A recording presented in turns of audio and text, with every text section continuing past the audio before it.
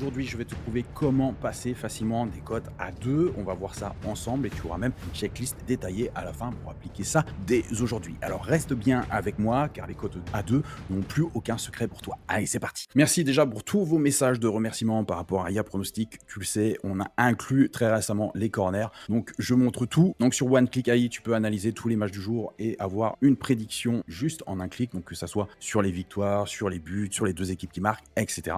Et d'ailleurs, ça marche tellement bien que tu peux participer au tirage au sort.